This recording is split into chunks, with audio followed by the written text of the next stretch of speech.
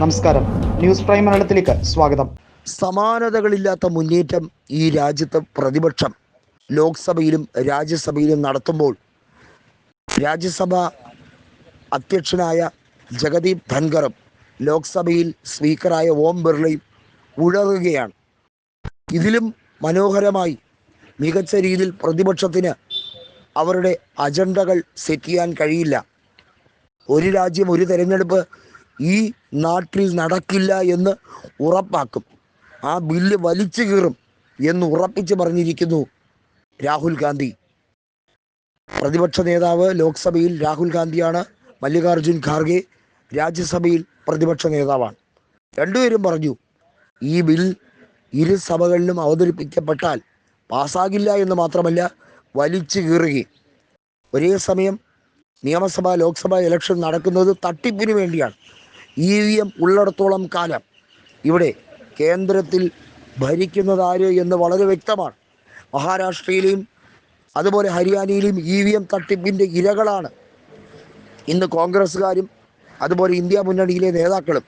ആ EVM തട്ടിപ്പ് ഇനി മുന്നോട്ട് കൊണ്ടുപോകാൻ കഴിയില്ല. രണ്ട് നിർണായക നീക്കമാണ് കോടതി വഴി കോൺഗ്രസും ഇന്ത്യ മുന്നണിയും നടത്തിയെടുക്കാൻ ശ്രമിക്കുന്നു. ഒന്ന്, EVM ബഹിഷ്കരണം അത് സമ്പൂർണ്ണമാക്കി വീണ്ടും പേപ്പർ ബാലറ്റ് സംവിധാനം കൊണ്ടുവരാൻ വേണ്ടി പരമാവധി അതിനുവേണ്ടിയുള്ള നിർണായക നീക്കം നടത്താൻ എല്ലാ തരത്തിലും ചീഫ് ജസ്റ്റിസ് സഞ്ജീവ് ഖന്ന അധ്യക്ഷനായ ബെഞ്ചിൽ പരിഗണനയിലേക്ക് വിടാൻ വേണ്ടിയാണ് ഇന്ത്യ മുന്നണി നേതൃത്വം നൽകുന്ന രാഹുൽ ഗാന്ധി ശ്രമിക്കുന്നതും അതിനുവേണ്ടിയുള്ള പ്രയാണമാണ്.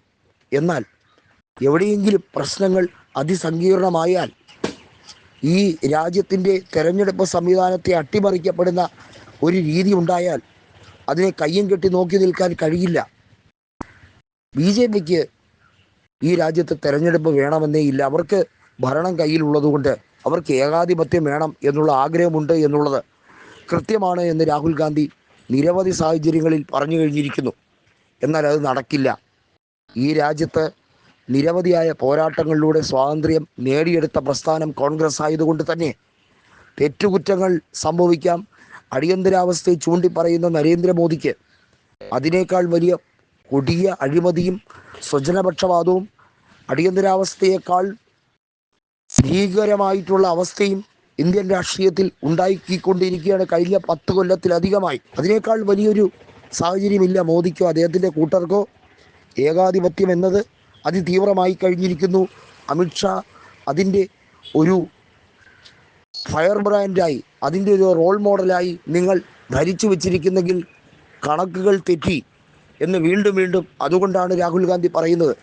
പ്രതിപക്ഷ നേതാവായ രാഹുൽ ഗാന്ധിയെ ഭയക്കുകയാണ് BJP. ഇതിനു മുമ്പെങ്ങും പപ്പുമോൻ എന്ന് വിളിച്ച് കളിയാക്കിയവർ സാക്ഷാൽ രാഹുൽ ഗാന്ധിയുടെ ഇപ്പോഴത്തെ ഒരു മോഡേൺ ട്രെൻഡിലേക്ക് കാര്യങ്ങൾ നീക്കുന്നത് കണ്ട് അമ്പരന്നിരിക്കുന്നു. രണ്ട് കാര്യങ്ങൾ വ്യക്തമായി കോടതി വഴി നേടിയെടുത്തിരിക്കും എന്ന് രാഹുൽ ഗാന്ധി പറയുമ്പോൾ അത് തെരഞ്ഞെടുപ്പ് കമ്മീഷൻ്റെ വിശ്വാസ്യതയെ ചോദ്യം ചെയ്ത് തെരഞ്ഞെടുപ്പ് കമ്മീഷൻ സംവിധാനത്തെ തന്നെ മാറ്റുന്ന രീതിയിൽ ജനങ്ങൾക്ക് വിശ്വാസ്യതയുള്ള ഒരു തെരഞ്ഞെടുപ്പ് കമ്മീഷനെ കൊണ്ടുവരുന്നതിൽ കൂടി പ്രസക്തമാകും എന്നുകൂടി വ്യക്തമാകുന്നു.